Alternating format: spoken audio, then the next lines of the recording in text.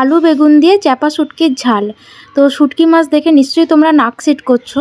তো যারা খায় তাদের কাছে এটা খুবই ভালো লাগে, আর যারা খায় না তারা এটা দেখতেই পারে না। তো আমরা খাই, আমাদের কাছে এটা খুবই ভালো লাগে। তো আজকে আমি তোমাদের সঙ্গে শেয়ার করব আলু বেগুন দিয়ে চাপা শুটকির ঝাল।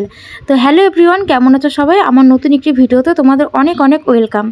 আজকে দাদু আমার হাতে খেতে চেয়েছে চাপা শুটকির ঝাল, তো সেই রান্নায় আজকে চলে এসেছি। তো প্রথমেই দেখতে পেলে শুটকি মাছটা একটুখানি গরম জলে একটুখানি ওয়াশ করে নেওয়ার জন্য গরম জলে একটু ফুটিয়ে নিলাম। এরপরে এই যে কড়াইতে দিয়ে দিলাম সর্ষের তেল, তেলের মধ্যে দিয়ে দিলাম আলু, আর আলুর মধ্যে দিয়ে দিয়েছি নুন আর হলুদ। আর পরে বেগুনগুলো দিয়ে আলুটার বেগুনটা খুব সুন্দর করে ভেজে নিয়েছি। তো এইখানেই কিন্তু আমার আলুটা 80% মতো সেদ্ধ হয়ে গেছে, কারণ আমি গ্যাসটা কমিয়ে কমিয়ে অনেকক্ষণ ধরে ভেজেছি, ওই কারণে আর কি। খুব সুন্দর করে ভেজে নামিয়ে নিলাম। আর ওইদিকে দিদুনকে দিয়েছি শুটকি মাছটা পরিষ্কার করার জন্য। তো ওইদিকে দিদুন পরিষ্কার করছে। শুটকি মাছ এমনিতেই অনেক নোংরা থাকে, অনেক জায়গায় শুকোতে দেওয়া হয়, সেই কারণে আর কি।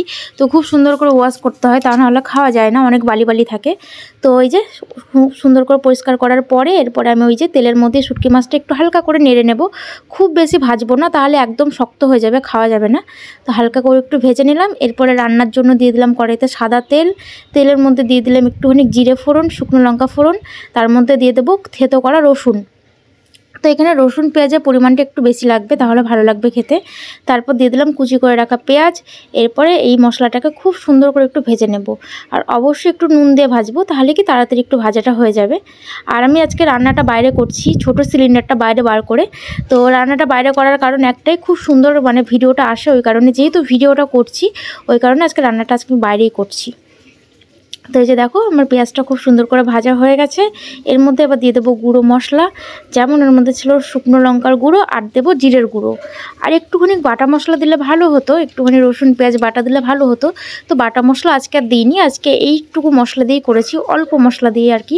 কারণ কি আজকে এখানে প্রচণ্ড গরম ছিল, ওই জন্য অল্প মশলাপাতি দিয়ে আজকে রান্নাটা চেষ্টা করেছি। তো এই যে মশলাটা খুব সুন্দর করে কষানোর পরে দিয়ে দিলাম ভেজে রাখা আলুটা দিয়ে খুব সুন্দর করে এটাকে কষিয়ে নেব। তারপরে দিয়ে দেবো ওই যে ভেজে রাখা শুটকি মাছটা। আর আমার মতো শুটকি মাছ খেতে তোমরা কে কে পছন্দ করো অবশ্যই জানাবে। আমি তো খুবই ভালোবাসি, যে কোনো শুটকি মাছ আমার খুবই পছন্দর। তো এই যে শুটকি মাছটা দিয়ে খুব সুন্দর করে এটাকে কষিয়ে নিলাম। এরপরে দিয়ে দেবো পরিমাণ মতো জল। তো অবশ্যই জল দিতে হবে, তা না হলে কিন্তু শুটকি মাছটা নরম হবে না। জল দিয়ে বেশ খানিকক্ষণ ফুটিয়ে নিতে হবে। এই যে দিয়ে দিলাম আমি জল দিয়ে এবার খুব সুন্দর করে নেড়েচেড়ে ঢাকা দিয়ে দেবো। জলটা একটুখানি শুকিয়ে গেলেই শুটকি মাছটা পুরোপুরিভাবে হয়ে যাবে। আর বেগুনটা আমি মিডিলে দিয়ে দিয়েছিলাম, ওটা তোমাদেরকে দেখানো হয়নি। তো এই যে দেখো প্রায় আমার রান্নাটা হয়ে গেছে। তো আরেকটুখানি হবে, আরেকটুখানি জলটা শুকোবে, তা না হলে ভালো লাগবে না এতটা ঝোল ঝোল থাকলে। তো আরেকটু ফুটিয়ে নিলেই কমপ্লিট হয়ে যাবে। তো এইভাবে শুটকি মাছের ঝাল তোমরা কে কে করেছো একবার আমাকে জানিও। আমি তো যখনই করি এইভাবেই করি, আমার তো খুবই ভালো লাগে এইভাবে রান্না করলে। তো এই যে রান্নাটা আমাদের পুরো কমপ্লিট, কেমন হয়েছে অবশ্যই জানাবে। তো লুকটা দেখো কত সুন্দর হয়েছে না দেখতে, দারুণ হয়েছে, খুব লোভনীয় হয়েছে। তো এই পর্যন্ত ভিডিওটা কেমন লাগলো অবশ্যই জানাবে। ভালো লাগলে লাইক কমেন্ট শেয়ার করবে। টাটা।